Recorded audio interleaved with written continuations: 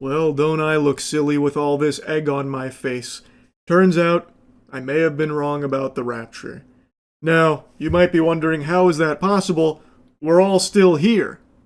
And yeah, we may not have been, disconnected from the server, from the Lord Almighty or anything, but that doesn't mean Jesus didn't come back.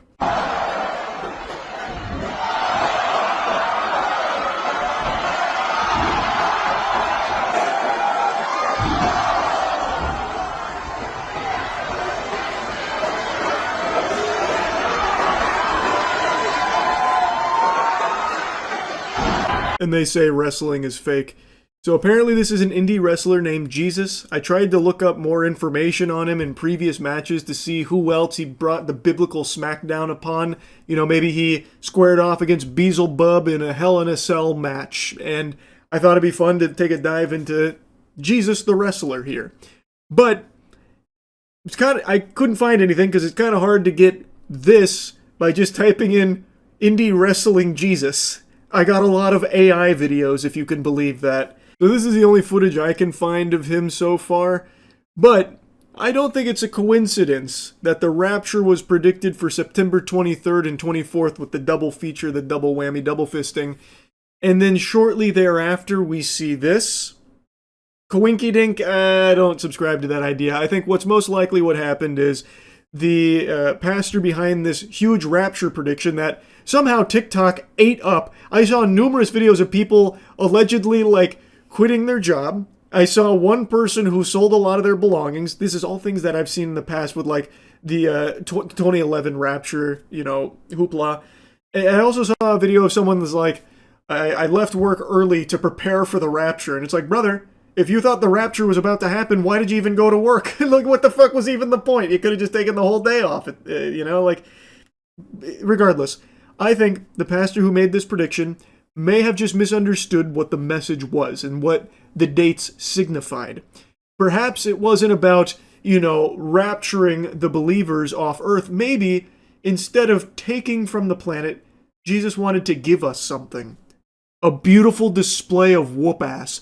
The way he is working these gentlemen in the squared circle is a thing of beauty. He's getting them with the fucking Sith Lord force chokes. He's getting them with almost Jean Grey level telekinesis on them. It is impressive stuff.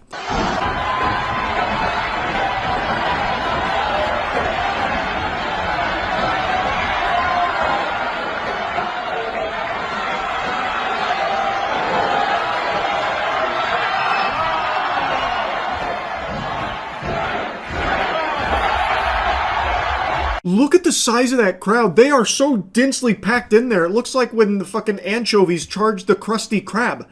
Everyone is there to see the respawn of Jesus. And man, did he deliver. So we see another move here where he's working the other dude like a fucking fleshlight there. He's got him like a puppet. He gave him the word of God and he followed. I can only imagine all of the wacky moves he must have unleashed that we just don't have video footage of. The faithful Frankensteiner. The 10 Commandments tombstone pile driver. I have to wonder, how much ass did Jesus beat in the ring there? He was clearly victorious. He got the pin and everything. And I'm going to be honest, I don't see who stops him. I feel like he is going to steamroll his way to the title. There is no one that's going to get in the way of that belt. And I'm really curious, how creative they get with this character. I wonder if they do Money in the Bank matches, but instead of money, it's the Bible. They're both going up the ladder to grab a Bible instead of money or something. I would love to see more of this. I don't even know what indie wrestling promotion this was. I really couldn't find much information on it because I had so little to go off of other than just indie wrestling Jesus, which unfortunately didn't lead me to a cornucopia here or anything. But what I saw in even just this short clip was a lot of fun. It had a big smile on my face. Yeah, it's silly, but I still think it was well done. It was a show that was very hyped to even see in a short burst like this. I imagine all of the spectators had a great time. I have to imagine they did the holy shit. It would have fit perfectly here, so I'm pretty confident that chant was probably utilized. And I just find this kind of silly stuff enjoyable. I know in some circles it gets a bad rep in the indie wrestling scene if it's not taken like with the utmost like seriousness. If it's not like super buttoned up. But I think this kind of stuff is refreshing here and there. It's clear that they're talented, like they still are wrestling like in a professional capacity. You know, it's not like watching your two drunk uncles grapple in the backyard next to the barbecue. You know, it's still a good show that they put on, albeit a wacky one.